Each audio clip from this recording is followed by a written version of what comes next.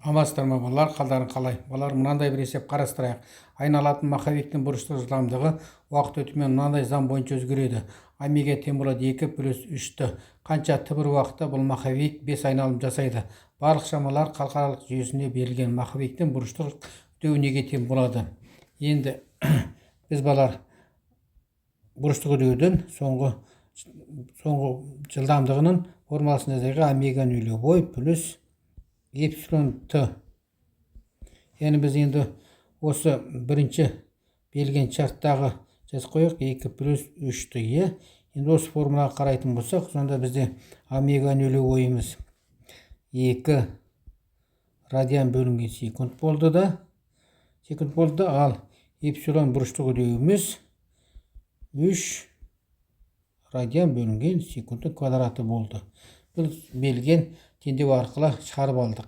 Енді бізге тыбыртау керек. Ол үшін балалар чембер бойымен бір қалыпта тең айнымалы қозғалыс жасаған кездегі бұрыштық орын ауыстырудың формуласын жазайық. Толық балалар. Фи тең болады фи нулевой плюс омега нулевой т плюс эпсилон т квадрат бөлінген 2.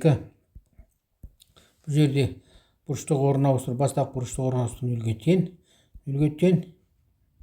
Соны арқылы қалған жазайық балалар. Фи тең болады омега нулевой т плюс эпсилон, мынарда т1-ді тап деп тұр, сонда индекс т1 деп жазсалайық балалар.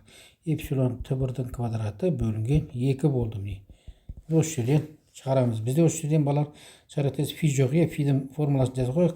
Жиілікке байланысты 2 пи ю көбейтілген т1. Енді ньюді біз анықтама арқылы формуласын жазайық. М бөлінген т. Яғни бірлік уақыт ішіндегі айналым саны. Осы 7-ні 6-ға қоятын болсақ, сонда фи тең болады 2 пи т көбейтілген н бөлінген т болды. Сонда т мен т-ні қысқартып жібереміз. Сонда бізде қалды 2 пи н. Яғни бұрыштық орын ауыстырудың, яғни 2 пи н санға байланысты формуласын қорытып шығардық деген сөз ғой балалар. Еске түсірдік. Сонымен енді осы 8-ді балалар біз 3-ке қояйық. 8-ді 5-ке қояйық балалар. 8-ді 5-ке қоямыз. Сонымен бізде қалды 2 пи н тең болады омега нулевой т1 қосу эпсилон т1-дің квадраты бөлінген 2. Бұл жерде ортақ бөлімге келтіріп жіберейік, өйткені бізге ықшамдау керек балалар. 2 омега нулевой т1 плюс, мынарда 2-сі бар, мынарда шекеде жерге 2 келеді балалар. Сонымен плюс эпсилон т1-дің квадраты болды. Бұл біздің тоғызыншы теңдеу дейік. 2-ні теңдіктің сол жағына шығарып жіберсек, сонда 4 пи н тең болады 2 омега нулевой т1 қосу эпсилон т1-дің квадраты. Бұлар квадрат теңдеп шығып тұр ғой, сондықтан бірінші эпсилон т1-ді жазып қояйық. Эпсилон т1-дің квадраты плюс 2 омега нулевой т1 минус 4 пи н тең болады 0. Енді мәндерін қояйық балар. 3 т1-дің квадраты плюс 2-ні көбейтсек 4 бірден жасыраш. 4 т1 минус 4 көбейт 3,14 көбейтілген еніміз 5 тең 0. Арқарта тағы бір жаз жерек. Асықпай 3 т1-дің квадраты плюс 4 т1 минус 62,18 ғой балар. 62,18 тең 0. Енді дискриминантты есептеп шығаруға болады балар. д теңгеміз в квадрат минус 4 ағысы деген формуланы біз білеміз, балар, жақсы. 13 деп жазып қойық.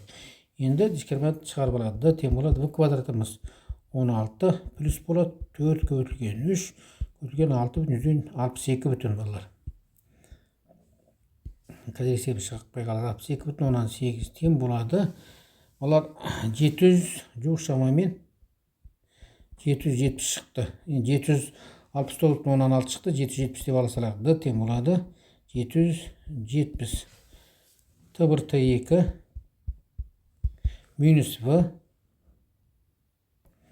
минус 3 плюс минус турасында d бөлінген 2a. Енді біз плюсын ғана аламыз, е? Уақыт минус болмайды ғой. Т1 тең болады. Сонда минус 3 77-тен жұқшағымен 28 шығады. Мынарда минус 28 бөлінген минус v. Минус v-мыз қайда? Біз минус 4 мынарда балар. Минус 4. Минус 4 бөлінген 2a. 2-ні 3-ке өтеміз, сонда 6 болады. 6 тең болады 28, 24. 4 секунд болды. Т1 тең болады 4 секунд. 4 секундтан кейін 5 айналым жасайды екен ғой балар. Бұл чембер бойымен бір қалыпты тең айнымалы қозғалыс балар. Жауабы Т1 тең болады. Біздікі бойынша чембер бойымен үдемелі қозғалыс болып тұр ғой. Осымен сабағымыз аяқталды. Қош жау болыңыздар.